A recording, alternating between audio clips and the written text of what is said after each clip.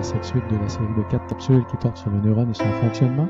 Cette dernière capsule s'attarde plus particulièrement à la transmission synaptique.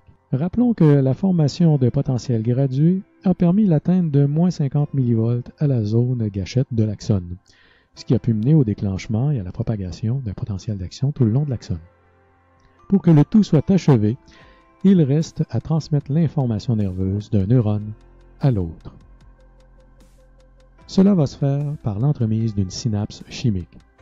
Une synapse chimique comprend d'abord un espace entre deux neurones, qu'on appelle fente synaptique. Cette fente mesure une vingtaine de nanomètres et est donc très petite. De chaque côté de la fente, on retrouve le bouton terminal d'un neurone présynaptique, c'est-à-dire l'extrémité de son axone, et de l'autre, on retrouve un neurone postsynaptique.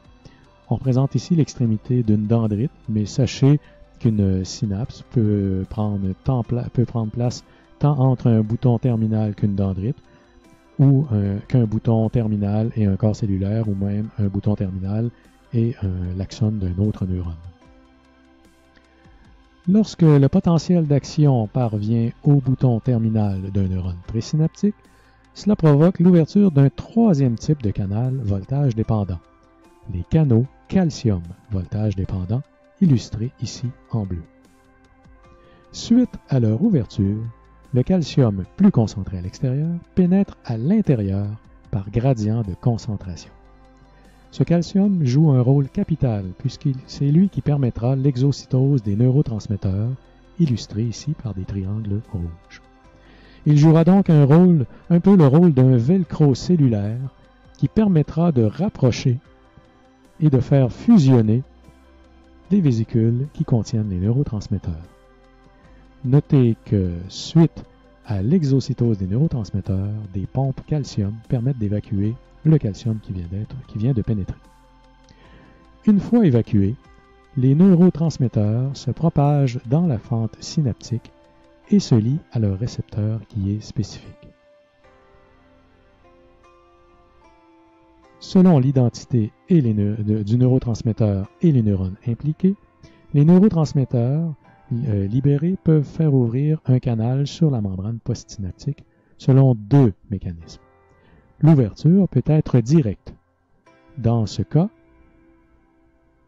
le neurotransmetteur se lie à son récepteur qui, lui, est situé directement sur le canal, ce qui provoque l'ouverture. On dit alors que le récepteur est ionotrope. L'ouverture du canal peut également être indirecte. Le neurotransmetteur se lie à un récepteur qui n'est pas lié directement au canal, mais cette liaison mène tout de même à l'ouverture du canal par des réactions intermédiaires qui ont lieu à l'intérieur du neurone. On dit alors que ce récepteur est métabotrope. Dans l'exemple que nous présentons, la liaison du neurotransmetteur mène à l'ouverture de canaux sodium ligand dépendants, qui mènerait à la formation d'un potentiel gradué, de type dépolarisation dans le neurone postsynaptique. Souvenez-vous toutefois que d'autres types de canaux ligand dépendants pourraient être impliqués. Pensons au canal chlore qu'on a vu dans une présentation précédente. En résumé, un neurone présynaptique peut cumuler les potentiels gradués qui lui permettent d'atteindre moins 50 mV à la zone gâchette. Si tel est le cas, le potentiel d'action se propage dans l'axone jusqu'au bouton terminal, où il y a libération des neurotransmetteurs. Cela peut mener à la formation d'un potentiel gradué dans le neurone postsynaptique, et si ce potentiel gradué est suffisamment puissant pour que moins 50 mV soit atteint à la zone gâchette de ce deuxième neurone, ce dernier va déclencher lui aussi un potentiel d'action, et ainsi de suite.